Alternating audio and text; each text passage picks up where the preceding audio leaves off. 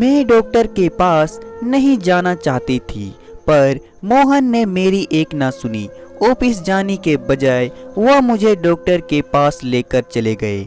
Doctor ने मेरा checkup किया और चेकअप करने के बाद डॉक्टर ने जो बात बताई उसे सुनकर तो हम दोनों पति पत्नी हैरान रह गए। डॉक्टर ने बड़ी खुश होकर यह खबर सुनाई थी, पर यह खबर सुनते ही हम दोनों के चेहरे की हवाएं उड़ गई। मैं और मोहन बहुत ही अजीब नज़रों से एक दूसरे को देखने लगे, क्योंकि मुझे और मोहन को यह बात बहुत अच्छी तरीके से पता थी कि मोहन कभी पापा नहीं बन सकते, तो फिर यह बच्चा किसका। हम दोनों घर पहुँचे तो मेरे ससुर जी हमारे इंतजार में बाहर बैठे हुए थे। हम दोनों को घर आता हुआ देख फिक्रमंदी से पूछने लगे, अब बहू की तबीयत कैसी है, डॉक्टर ने क्या कहा है। मोहन के गुस्सा के पारा हाय था। उन्होंने गुस्से में कहा कि आपकी बहू प्रेग्नेंट है, जबकि यह बात मैं बहुत अच्छी तरीके से जानता हूँ कि यह बच्चा मेरा नहीं है। मोहन की बातें सुनते ही मेरे ससुर जी हैरानी से कहने लगे, तुम यह कैसे बातें कर रहे हो। मैं हॉल में पड़े सोफे पर ही ढह गई, क्योंकि मुझ में इससे ज़्यादा बर्दाश्त करने की हिम्मत नहीं थी। मैं बेकसूर थी, लेकिन मेरा पति चीख चीख कर मुझे बेइज्जती कर रहा था। मोहन की बात सुनकर मेरे ससुर जी गुस्से में कहने लगे, थोड़ा सोच समझकर बात किया करो और इस तरह अपनी पत्नी पर इल्जाम लगाने से पहले कुछ तो शर्म करो। अपने ससुर की बातें सुनकर मुझे थोड़ी हिम्मत मिली और मैंने रोते हुए मोहन से कहा कि मैं नहीं जानती कि यह बच्चा मेरे पेट में कैसे आया, लेकिन मैं इतना जरूर जानती हूँ कि आपके सिवा मेरी जिंदगी में कोई नहीं है। मोहन ने गुस्से में कहा, तुम तो चुप ही रहो।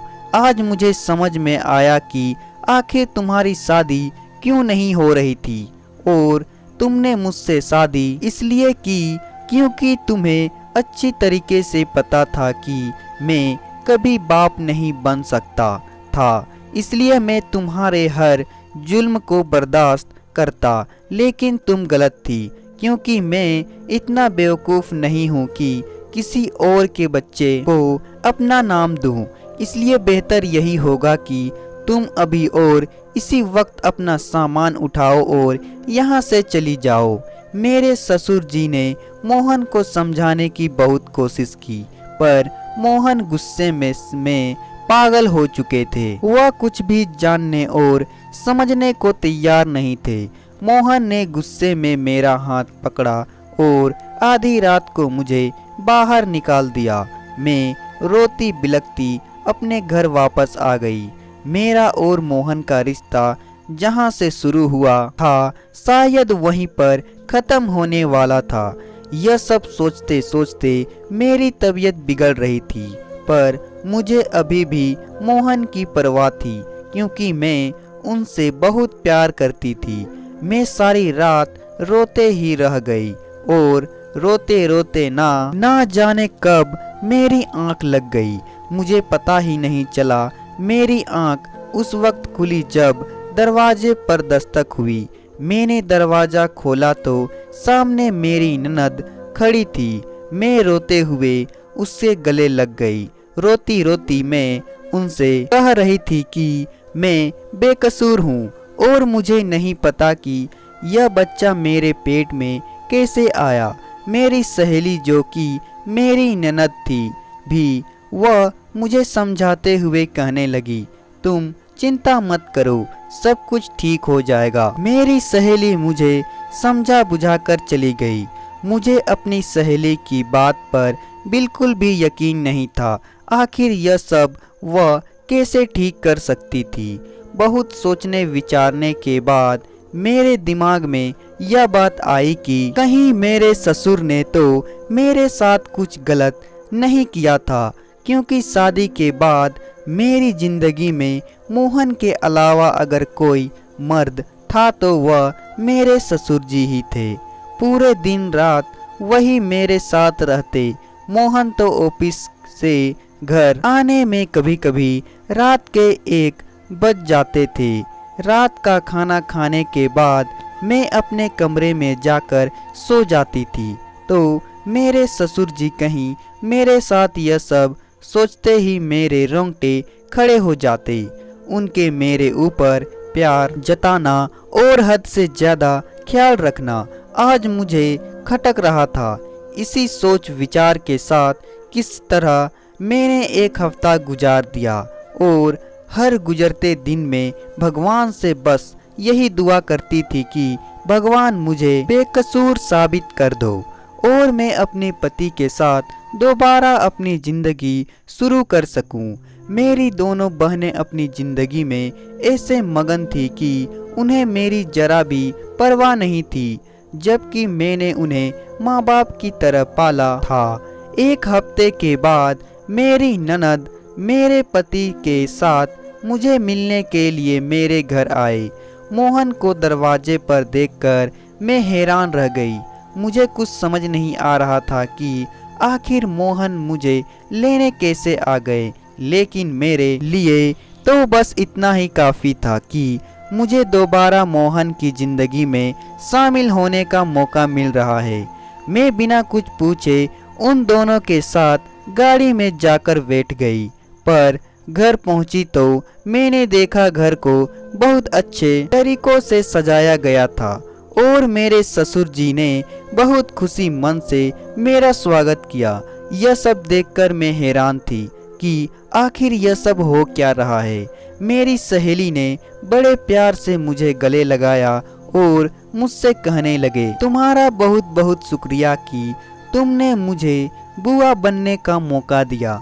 मैंने हैरत से एक नज़र मोहन पर डाली तो मोहन सर झुकाए शर्मिंदगी से खड़े थे। मेरी सहेली यानी कि मेरी ननद सारा सच मुझे बताने लगी।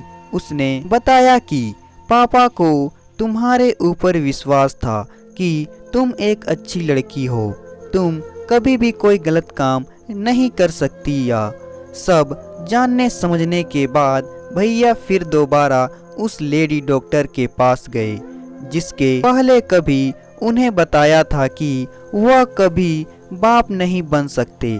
लेडी डॉक्टर ने भैया को देखते ही पहचान गए, पर जब भैया ने उन्हें बताया कि मेरी दूसरी पत्नी प्रेग्नेंट है तो लेडी डॉक्टर ने भाई को ऐसा सच बताया कि जिसे सुनकर उनके सर पर आसमान गिर पड़ा। उस लेडी डॉक्टर ने बताया कि भाई के अंदर कोई भी कमी नहीं थी। उनकी पहली पत्नी ही भाई के साथ रहना नहीं चाहती थी, इसलिए वह ऐसी दवाइयाँ इस्तेमाल करती थी कि वह कभी प्रेग्नेंट ना हो और भाई पर नामर्द होने का झूठा इल्जाम लगाकर उनसे छुटकारा पाना चाहती थी। इसलिए वह पैसे के दम पर डॉक्टर से भाई की झूठी रिपोर्ट बनवाई कि भाई को लगे कि वह कभी बाप नहीं बन सकते। यह सब होने के बाद वह दिन रात भाई को नामर्द होने का ताना देती, इसलिए तंग आकर भाई ने खुद ही उस औरत को तलाक दे दी। मेरी सहेली ने यह सब मुझे बताया, फिर से मोहन की जिंदगी में मुझे आने का मौका दे दिया था। नहीं तो मैं इसी सोच में के साथ घुट घुट कर जी रही थी कि आखिर यह बच्चा किसका है। मैं तो अपने ससुर पर ही शक करने लगी थी। मोहन मुझसे अपने किए की माफ़ी मांगने लगे, लेकिन मुझे उनसे कोई शिकायत नहीं थी, क्योंकि उनकी जगह कोई भी होता तो शायद ऐसा ही करता। मेरे घर आने की खुशी में मैं और मोहन ने मिलकर केक काटा था और मेरे ससुर और मेरी सहेली ने हमारे अपने होने का फर्ज निभाया था। मेरे ससुर ने मेरे सर पर हाथ रखकर मुझे बहुत सारी दुआएं दी, पर मैं दिल ही दिल में शर्मिंदगी महसूस कर रही थी कि कुछ लम्हों के लिए ही सही मैं अपने ससुर के ऊपर शक किया। हमारे रिश्ते कितने नाजुक होते हैं, जिन्हें बहुत प्यार से संभाल कर रखना पड़ता है, कभी कभी इंसान की मामूली सी गलती से हमारे रिश्ते शीशे की तरह टूटकर बिखर जाते हैं। तो दोस्तों, कहानी पसंद आए तो वीडियो को लाइक करें और साथ ही साथ चैनल को सब्सक्राइब भी कर दें।